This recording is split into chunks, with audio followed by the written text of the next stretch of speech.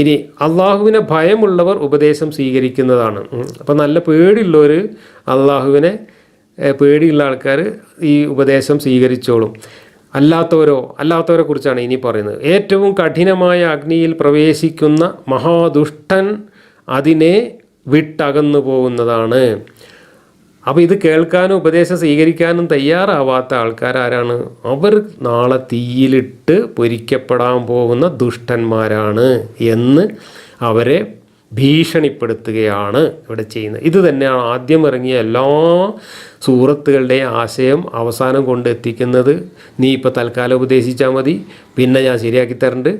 ഇപ്പോൾ നിൻ്റെ ഉപദേശം സ്വീകരിക്കാത്തവരെ ഞാൻ പിന്നീട് നരകത്തിലിട്ട് കത്തിച്ചോളാം എന്ന ഭീഷണി.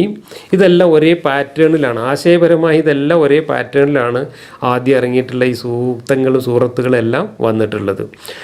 അവസാനം നരകം പറഞ്ഞ് പേടിപ്പിക്കുന്നു.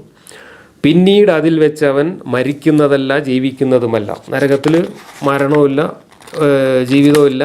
അവിടെ ജീവച്ചവമായിട്ട് നരകയാതന അനുഭവിച്ച് നിത്യമായ പീഡനം ഏറ്റ് അങ്ങനെ കഴിയാം എന്നാണ്.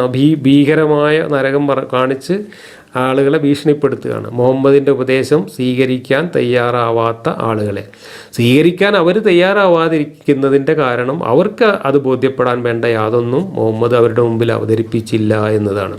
ഇപ്പോഴും മുഹമ്മദ് അവതരിപ്പിക്കുന്നില്ല, മറിച്ച് മുഹമ്മദ് ഇതുപോലെയുള്ള കുറേ പിഞ്ഞ വർത്തമാനങ്ങൾ പറയുകയും അവസാനം അവരെ ഭീഷണിപ്പെടുത്തുകയും അവസാനം അവരെയൊക്കെ അള്ളാഹു അങ്ങനെ ആക്കിയതാണ്, അതുകൊണ്ട് ഞാൻ വേണ്ട മാതിരിയൊക്കെ കൈകാര്യം ചെയ്തോളാം, ഇപ്പോൾ നീ ഉപദേശിച്ചിട്ട് ഇങ്ങോട്ട് പോര്, നീ ഉപദേശിച്ചിട്ടും വലിയ കാര്യമൊന്നുമില്ല, അള്ളാഹു ഉദ്ദേശിച്ചാൽ തന്നെ അവരൊക്കെ നേരെയാവുള്ളൂ, അള്ളാഹു തന്നെയാണ് അവരെ വഴിപ്പിച്ചിട്ടുള്ളത് എന്ന് തുടങ്ങിയിട്ടുള്ള അർത്ഥശൂന്യമായ വിരോധാഭാസ ജടിലമായ വാക്യങ്ങൾ പറഞ്ഞുകൊണ്ടാണ് ഖുർആൻ്റെ ആദ്യത്തെ അധ്യായങ്ങൾ തന്നെ മക്കയിൽ അവതരിപ്പിക്കപ്പെട്ടിട്ടുള്ളത്.